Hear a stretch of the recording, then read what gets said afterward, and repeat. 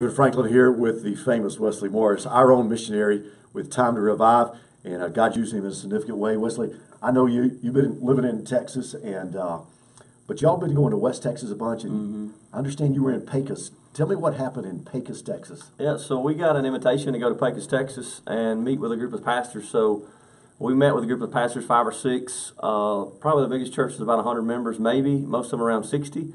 But the cool thing happened was through meeting with them and through talking with local leadership, they actually invited us to come. We were initially only supposed to stay 5 days, but it went 8 days. But the cool thing happened was, David, that we actually started getting into all kinds of stuff. The first prep trip we went on, we actually got to go in the middle school and share the gospel. Their first FCA group in 5 years, and I think about 20-something kids. I think it was 25 kids that came to Christ. That's awesome. And then that kind of kept going to where we actually went back to that middle school during Revive Texas, Reeves County, Pecos. And they announced on the intercom at lunchtime that Revive Texas was in room so-and-so. And so there were so many kids started coming in the room, we didn't have anywhere to put them, so they just had to sit on the floor. There was 126 kids showed up in one room in elementary school, in a middle school. And we got to share the gospel. There were so many people, I couldn't hand Bibles and bracelets out, so we just shared the gospel.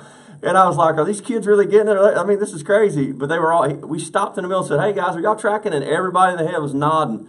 And in the middle of the classroom, we shared the gospel, and 107 kids took a step of faith with Jesus. Wow, that's unbelievable, man. I like to awesome. fill out. It was crazy. It was really crazy. So and the cool thing is, one of the deacons of the First Baptist Church is one of the teachers that brought her kids in. She's actually partnering with these, doing the groups at school, trying to disciple.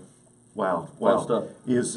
Was there receptivity in the community? I know in the school there was, but what about out in the community? Yeah, we actually had been talking to local business leaders, talking to just different streams, and the cool thing, when we got there, doors started flying open. So it started at an RV park where this guy's got 175 RV parks. We cooked barbecue.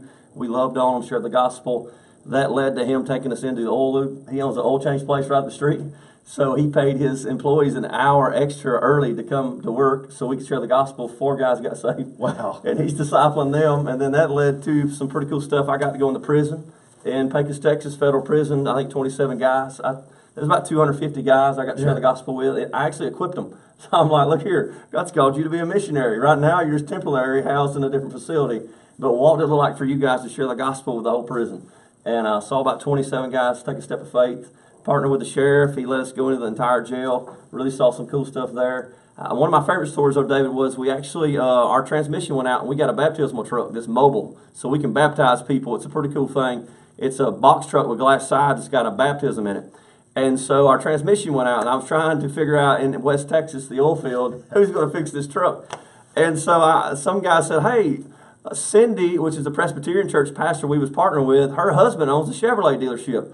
And I was like, oh, really? Nobody told me that because I want to go share the gospel there. And so I pull up to get our transmission fixed, and after a couple connections, he actually invited us in to share the gospel. And as I was sharing the gospel with him and his salesman, he actually took a step of faith and got saved. He had never been saved. I said, has anybody in here never made Jesus Lord? And he shook his head and said, you know what? I need to do that today. And I was like, so it's really cool, man. And he ended up long-term helping me get my truck fixed. So it was really cool to see how God worked. That's a God thing.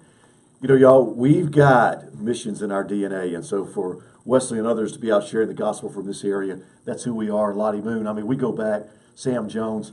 You know, Wesley, all you are is just a continuation of the stream of God, of what God's been doing in Bartow County.